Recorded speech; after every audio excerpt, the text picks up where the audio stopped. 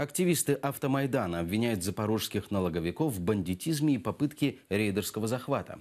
Следователи налоговой милиции Запорожской области при поддержке спецназа попытались конфисковать партию орехов у предпринимателя из села Кочержинцы Черкасской области.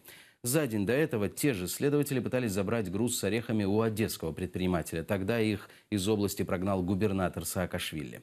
Как прошла ночная операция по спасению орехов, в нашем репортаже.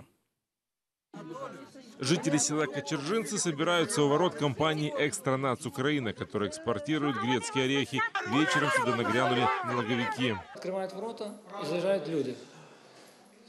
Начали кричать, мы сначала ничего не поняли, начали кричать до нас лицом на пол, наркотики, оружие есть. Работников, которые попытались пройти на территорию, атаковал спецназ.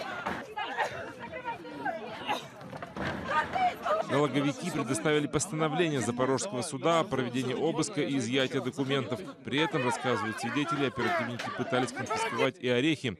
На складе сейчас хранится около 20 тонн стоимостью $50 тысяч.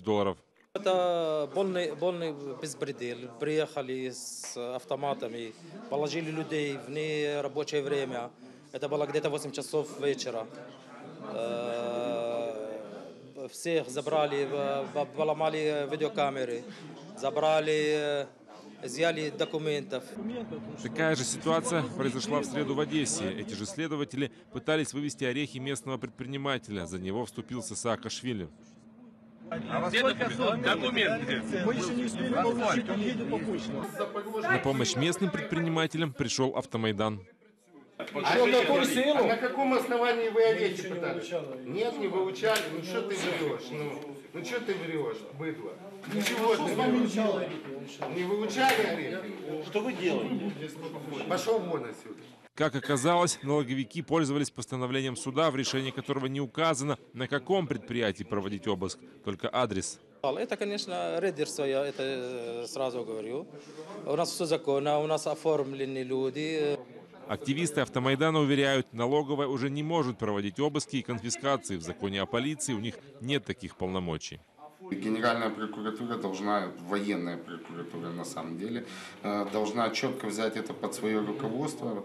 И пан Матиус должен расследовать, что это вообще было. Это фактически организованная преступная группировка с целью похищения товара предприятий. Ездит по Одесской, потом по Черкасской области, ищет, где есть дорогостоящий орех. Следователи налоговой не стали объяснять нашей съемочной группе причину своего появления. Честно говоря, отказываюсь. Сейчас мне уже, честно говоря, устало пояснять. Поэтому, извините, со всеми комментариями обращайтесь в пресс-службу ГУ ДФС Запорожской области. Вы же видите, что творится сейчас, что происходит. То есть неустановленные лица полностью заблокировали проведение обыска, который на законном основании здесь проводится. Не дают проводить обыск. Угрожают какими-то задержаниями, забрали мое служебное удостоверение. После эмоциональной встречи с автомайдановцами налоговики попытались уехать.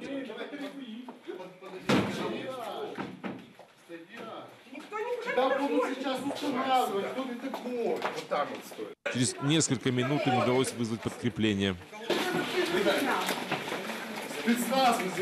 И, как оказалось, лишь для того, чтобы окончательно уйти.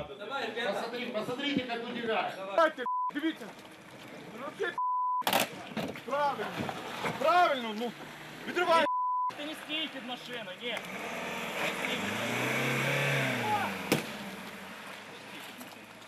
Роман Спиридонов, Эдем Ситаров, Заман, АТР.